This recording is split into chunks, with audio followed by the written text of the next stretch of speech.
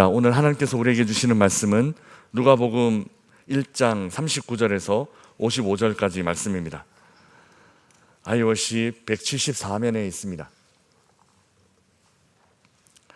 누가복음 1장 39절에서 55절까지 말씀 우리 함께 한 목소리로 봉독하겠습니다. 이것은 하나님의 말씀입니다. 이때에 마리아가 일어나 빨리 산골로 가서 유대의 한 동네에 이르러 사가랴의 집에 들어가 엘리사벳에게 문안하니, 엘리사벳이 마리아가 문안함을 들으매 아이가 복중에서 뛰노는지라. 엘리사벳의 성령의 충만함을 받아 큰 소리로 불러 이르되, 여자 중에 내가 복이 있으며 내 태중의 아이도 복이 있도다. 내 주의 어머니가 내게 나아오니 이 어찌 된 일인가. 보라, 내 문안하는 소리가 내 귀에 들릴 때에 아이가 내 복중에서 기쁨으로 뛰놀았도다. 주께서 하신 말씀이 반드시 이루어지리라고 믿는 그 여자에게 복이 있도다. 마리아가 이르되, 내 영혼이 주를 찬양하며 내 마음이 하나님 내 구주를 기뻐하였음은 그의 여종의 비천함을 돌보셨음이라. 보라, 이제 후로는 만세에 나를 복이 있다 일컬으리로다. 능하신 이가 큰 일을 내게 행하셨으니 그 이름이 거룩하시며 긍휼하심이 두려워하는 자에게 대대로 이르는도다. 그의 팔로 힘을 보이사 마음의 생각이 교만한 자들을 흩으셨고 권세 있는 자를 그 위에 내리치셨으며 비천한 자를 높이셨고 줄이는 자를 좋은 것으로 배불리셨으며 부자는 빈손으로 보내셨도다. 그 종 이스라엘을 도우사 긍휼히 여기시고 기억하시되 우리 조상에게 말씀하신 것과 같이 아브라함과 그 자손에게 영원히 하시리로다 하니라. 아멘. 마리아의 찬양이라는 제목으로 이 아침 함께 은혜를 나누겠습니다. 어제부터 성탄 특별 본문으로 묵상하는 가운데 있습니다. 오늘 본문은 수태고지가 있은 후에 여성들이, 그리고 한 아이가, 아직 태어나지도 않은 한 아이가 하나님을 찬양하는 이야기입니다. 고대 사회는 성인 남성 중심의 사회였습니다. 아무래도 성인 남성이 전쟁에 유리하고 또 1차 산업에 주된 노동을 담당하는 데 장점이 있었습니다. 성경이 기록된 때도 마찬가지였습니다. 가정은 남성 중심으로 이루어졌고 또 족보에도 남자의 이름만 올라가곤 했습니다. 예수님의 탄생 이야기가 기록된 마태복음의 경우 철저히 이런 문화와 이런 전통을 따르고 있습니다. 마태는 예수님을 잉태한 마리아보다 마리아의 법적 남편이며 또 예수님의 법적 아버지인 요셉에 초점을 맞추고 있습니다. 그래서 법적 효력이 있는 남성의 반응에 집중하고 있다라는 것이죠. 그러나 누가는 관점이 마태와는 좀 다릅니다. 누가는 마리아에게 직접 임한 그 수태고지를 기록하고 있습니다. 그리고 같은 여성인 엘리사벳과 만난 장면을 오늘 이 본문 안에 기록해두고 있습니다. 마리아는 천사 가브리엘로부터 수태고지를 듣고 난 후 바로 엘리사벳을 찾아갑니다. 아마 엘리사벳이 임신 6개월이다라는 소식을 천사로부터 전해 들었기 때문일 것입니다. 엘리사벳이 임신했다라는 소식을 확인하면 자신에게 임한 천사의 말도 더 강하게 신뢰할 수 있을 것이다 생각했을 것입니다. 이 만남에서 놀라운 일이 일어납니다. 아직 마리아가 자신의 이야기를 전하기도 전에 이미 엘리사벳과 그녀의 뱃속에 있는 아이는 마리아와 마리아의 뱃속에 있는 예수님께 반응합니다. 우리 40절, 41절 말씀 우리 함께 읽어보겠습니다. 같이 읽겠습니다. 사가랴의 집에 들어가 엘리사벳에게 문안하니, 엘리사벳이 마리아가 문안함을 들으매 아이가 복중에서 뛰노는지라. 엘리사벳이 성령의 충만함을 받아. 아멘. 엘리사벳을 방문한 마리아에게 엘리사벳 뱃속에 있는 아이가 먼저 반응합니다. 엘리사벳 뱃속에 있던 세례 요한이 기뻐 뛰놀았던 것입니다. 세례 요한은 예수님을 전하기 위해 예수님을 지목하기 위해 하나님의 보내심을 받은 사람입니다. 이미 엄마의 뱃속에서부터 이 사명을 담당하고 있는 모습을 보여주고 있습니다. 뛰노는 것은 단순한 기쁨 그 이상의 표현입니다. 성경에서 뛰노는 것은 예배와 관련이 있기 때문입니다. 예를 들어 우리 구약 성경에 잘 아는 다윗이 그 법궤가 들어왔을 때 어떻게 했는지 우리는 다 잘 알고 있습니다. 그 법궤가 들어왔을 때 다윗은 기뻐 춤추며 힘있게 춤추며 힘을 다해 춤추었다, 그렇게 기록하고 있습니다.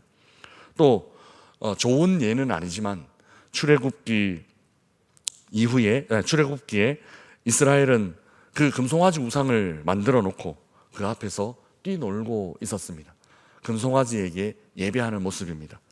또 갈멜산 위에서 엘리야와 대립하던 그 바알과 아세라 선지자들은 그 바알과 아세라에게 예배하면서 그 산 위에서 뛰어놀고 있었습니다.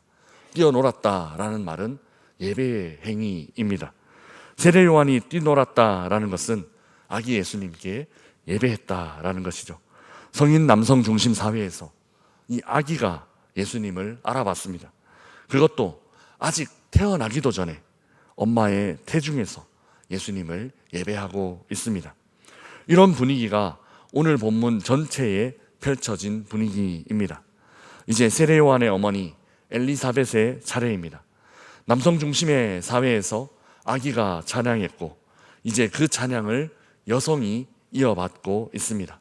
우리 42절 43절 말씀 우리 함께 읽어보겠습니다. 같이 읽겠습니다. 큰 소리로 불러 이르되 여자 중에 내가 복이 있으며 내 태중의 아이도 복이 있도다. 내 주의 어머니가 내게 나오니 이 어찌된 일인가. 아멘.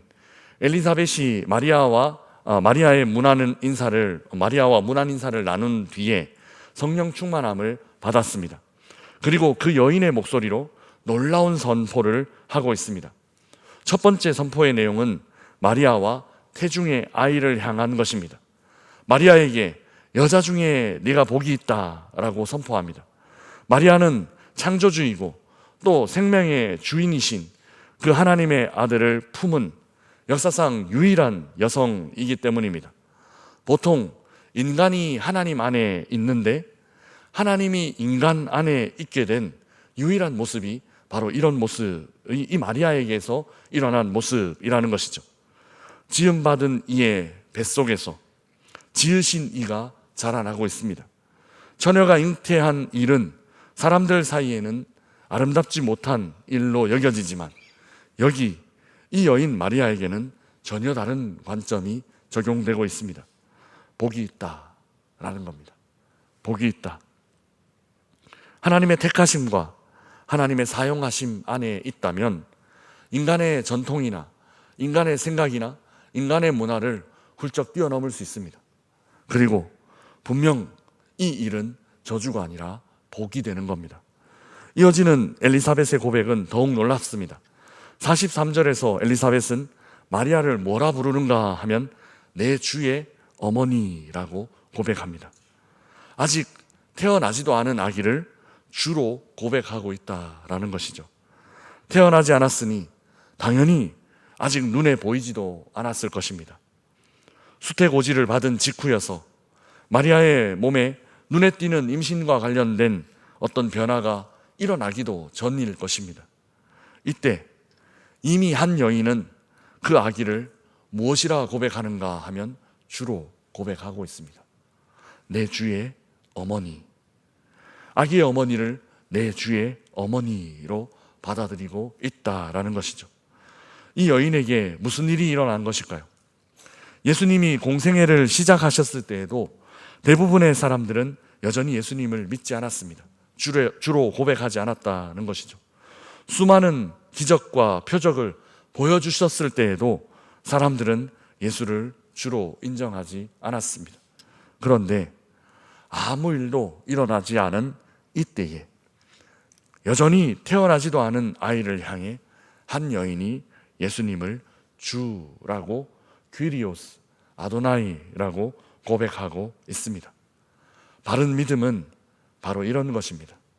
아무것도 보이는 것 없고 아무 일도 일어나지 않았지만 하나님 그분을 믿고 하나님의 말씀을 신뢰하는 것, 믿음은 바로 이런 것입니다. 더군다나 지금 일어난 일은 여인들에게는 매우 두려운 일들이었습니다. 엘리사벳은 나이가 많은 상태에서 임신을 했습니다. 누가복음 1장 7절에는 엘리사벳과 사가랴의 나이가 많았다라고 분명히 기록해두고 있습니다. 오늘날에도 마찬가지이지만 병원 시설이 제대로 되어 있지 않았던 고대에 노산, 나이가 많아 출산하는 일은 굉장히 위험한 일입니다. 엘리사벳은 노산의 위험 앞에서도 하나님의 뜻이 이루어지기를 바라는 마음으로 두려움이 아니라 기뻐함으로 나아가고 있습니다. 이런 믿음이 성탄을 기다리는 우리 모두에게 임하기를 주님의 이름으로 축복합니다.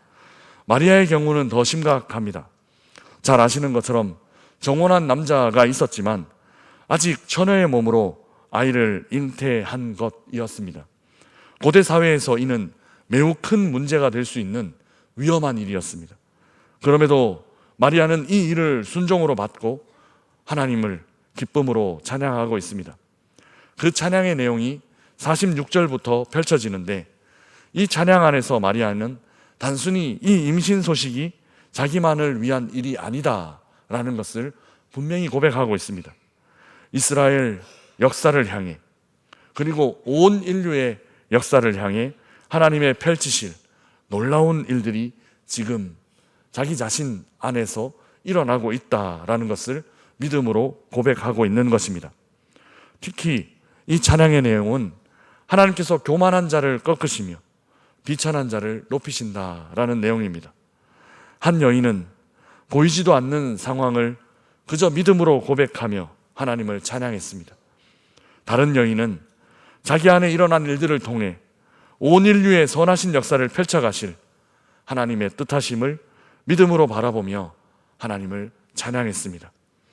그런데 이 두 여인의 고백에는 공통점이 하나 있습니다.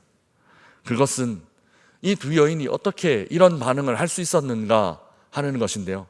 바로 말씀에 대한 반응이었다라는 것을 알 수 있습니다. 45절 말씀에 주께서 하신 말씀이 반드시 이루어지리라고 믿은 그 여자에게 복이 있도다 기록하고 있고, 또 55절 말씀에 우리 조상에게 말씀하신 것과 같이 아브라함과 그 자손에게 영원히 하시리로다 하니라 라고 기록하고 있습니다. 두 여인은 모두 약속의 말씀을 붙잡고 있습니다. 당황스럽고 두렵고 받아들이기 힘든 상황 속에서 믿음을 지킬 수 있었던 이유가 바로 여기 있습니다. 하나님의 말씀, 약속의 말씀을 붙잡았다라는 것입니다. 사랑하는 명선의 가족 여러분, 상황을 보면 흔들릴 수밖에 없습니다. 하나님의 말씀을 붙잡으면 이겨낼 수 있습니다. 불확실한 상황들을 바라보며 사는 것 아니라 확실한 하나님의 말씀을 붙잡고 사는 이 하루가 되시기를 주님의 이름으로 축복합니다. 그러면 아무리 보잘것없는 인생이어도, 아무도 주목하지 않는 인생이어도 하나님이 존귀히 여기시는 그 자리에 이를 수 있습니다. 비천한 여인들이 약속의 말씀 붙잡고 하나님을 찬양하는 위대한 삶을 살았던 것처럼 오늘 이 하루 하나님의 약속의 말씀 붙잡고 우리에게 있는 이 상황과 이 형편을 이겨내며 하나님을 찬양하며 높여드리는 우리 모든 성도님들 되시기를 주님의 이름으로 축복합니다. 우리 주신 말씀 생각하며